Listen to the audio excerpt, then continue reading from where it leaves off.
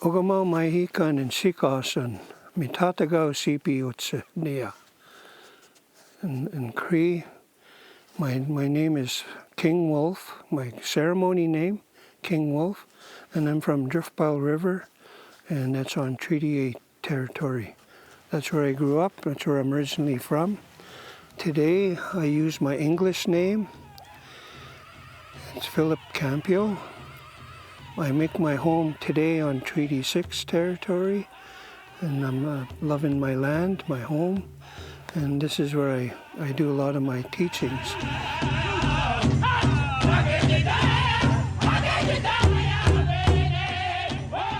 Before I can learn about the Tipi, I had to learn about what I'm leaning on. I had to learn what type of tree to use and the process on getting it, harvesting it, and preparing it. Even before we could think of harvest, there was a ceremony we always have to do. And that ceremony is based on offering protocol to the tree and telling the tree, just like I'm talking now. I talk to the tree. I take my tobacco and I tell that tree, today I'm going to take a bunch of yous. I'm going to take you home. I'm going to cut you down, take you home. And one day you'll become a teepee pole. And one day different people will handle you. So in order for you to become a teepee pole, I strongly need the spirit of you to come with these poles and bring that energy that whoever handles you will feel good about it, will understand and respect. Teepees have a lot of ceremonial purposes at powwows, at round dances, sun dances, and just in the summertime. This pole has a spirit. Don't step over it when we're setting it up. Even if you have to walk way around, and when it's laying on the ground, try not to step over it, because the spirit, it's shameful for the spirit, whether you're a man or a woman. We always, I know sometimes I get lazy, but we always have to make a habit of respecting it. And that's how respect starts, because in the teachings, each pole in the teepee has a meaning. And there's many different types of trees, but I always make sure that lodge pine is what we gather.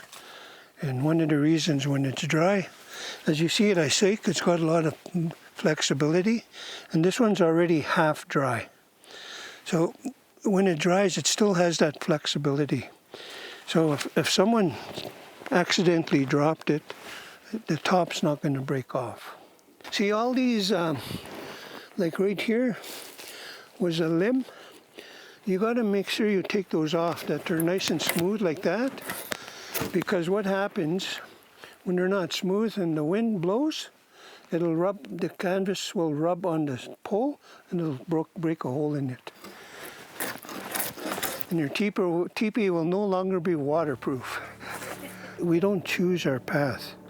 In certain ceremonies, our parents have made protocol in what we could become, and when the day we were born. And we call that Utsi ceremony, the belly button ceremony. And that's where it begins. And sometimes if that is processed in the beginning when you're a baby, then that just helps you carry into those ceremonies. The young boys, we take them on the hill, set the teepee up, and we teach them. We teach them, it begins with the environment, it begins about medicines, and it begins about ceremony. And then the second day is more about life, their personal life, their responsibility as a man, but more importantly to understand what the role is of the woman and how they have to respect that. When you fast, it's a sacrifice you make. In this world, nothing's free. You got to make sacrifice to gain. And that's the purpose of fasting. You're giving up your friends, you're giving up time, and you're giving up food while you learn all these teachings.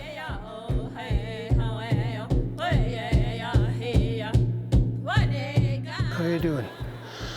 You want treats, don't you? Come on.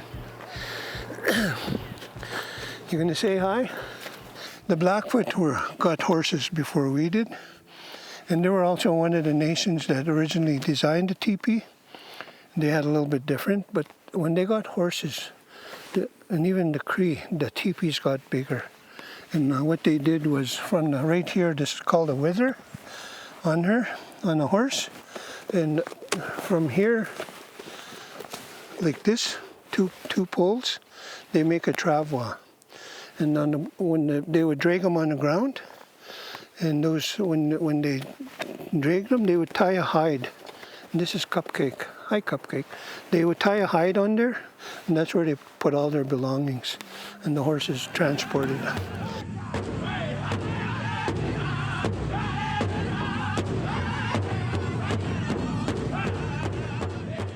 So these, today, we call these lacing pins. Traditionally, they're made from willow, but long time ago, they were actually made a bone from the buffalo was utilized. And on the back foot, the very bottom of the foot, when you cut that tendon open, there's inside like a muscle, there's a bone inside there. It's round and it goes pointed. And that's what these would use on the top and 2 on the bottom. 10 pins. And those 10 pins represent the birth of a child. When a woman carries a child, she carries that child for 10 moons. And that's what these are based on, is that those 10 moons that she carries the child. And a long time ago, where teepees originated from the south, you can imagine a grandmother having a dream on how to make it. And in their language, they didn't call it teepee. They were told, make a skirt for Mother Earth. When you make that skirt for Mother Earth, teachings will come and your people will survive. And you will work close with the buffalo, because everything from the buffalo is provided. Today we have canvas. Long ago this would be buffalo hide. These would be from the bones. And even to prepare this hide, tools were made from the bones. And the horns were utilized.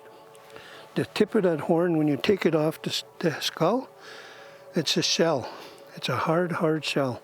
And from the tip, they cut in about 2 inches as it curves, and that becomes a knife blade. And that's what they used to cut the meat. And even here, Cree warrior, when I was a warrior, a young warrior, I would climb on the inside all the way to the top. That's called the eagle's nest. And I would sit up there, make sure no Blackfoot were sneaking up.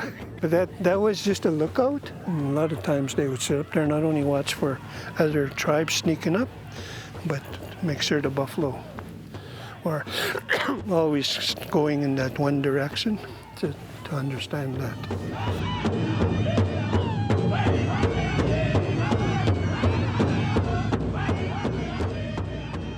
The teachings that comes with the teepee is all based on the circle. Why is it round? Why is it half a circle when we spread it out? Because the reason is that life there's no end. It's just like in our language, we don't have a goodbye word. We just say Xamaga, until next time. And the meaning of the circle is that I walk around here and I'm going to always be back to where I start. Today we use canvas. Long time ago, teepees were made from buffalo hide. This one is almost the size, a little bit, pretty close to a family-sized teepee. How you measure a teepee is the diameter from the door to the back. It's 18 feet. This particular size, probably 25, 26 buffalo. This one here, it's called a lifting pole. That's where we tie the cover onto it to set the teepee up. But the meaning behind it is known as what we call the child rearing pole. And I don't have enough rope here to do a good example, but this is where life begins of the child. The teachings. not just a teepee, but life in general.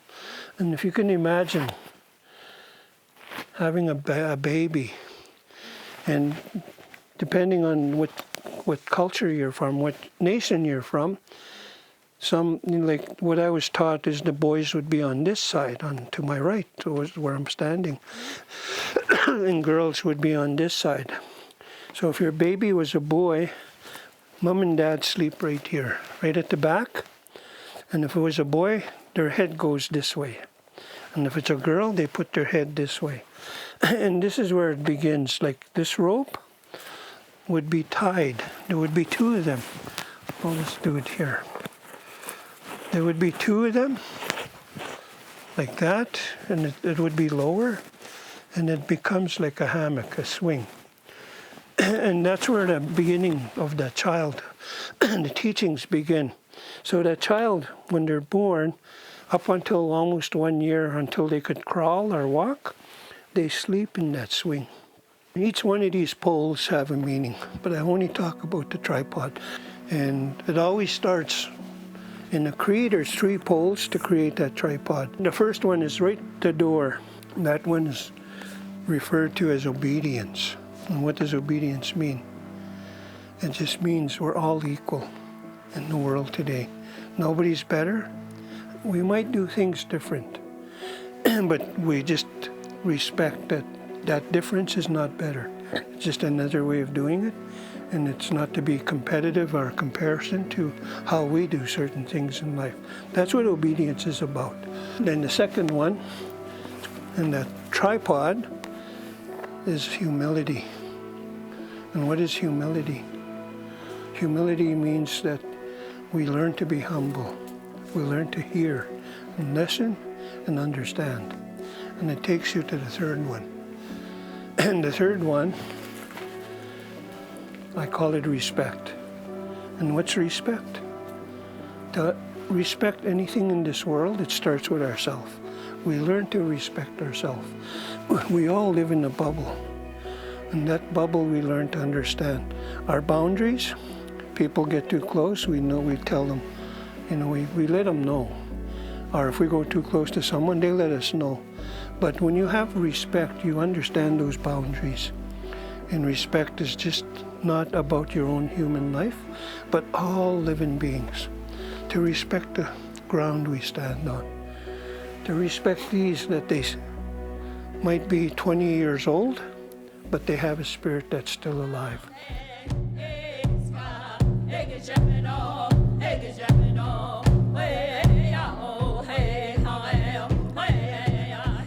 Wakutuin is Cree, and when I interpret it, it refers to how every living being has a relationship. We're all related, not just as human beings, but we learn to understand the natural law of relationship. How do we build that relationship? And when we think of Wakutuin, a relationship is based on 2 things when we think of a teepee. The first thing is science. What is science? Science is to understand Mother Nature and how it brings itself to life. All living beings on this earth, everything has a family. And that's what Wakutuin is, that relationship to family. The trees have a family. 4-legged, the deers have a family. Humans have a family.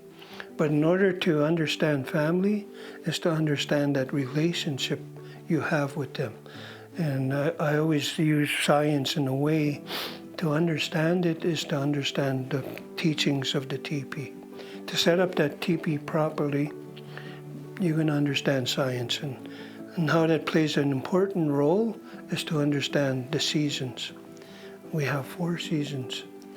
And that teepee, depending on what season you set up, will determine the science and how it should be. An example would be is when you have a fire inside that teepee, to understand the wind is going to determine on how you're going to draw the smoke to come out.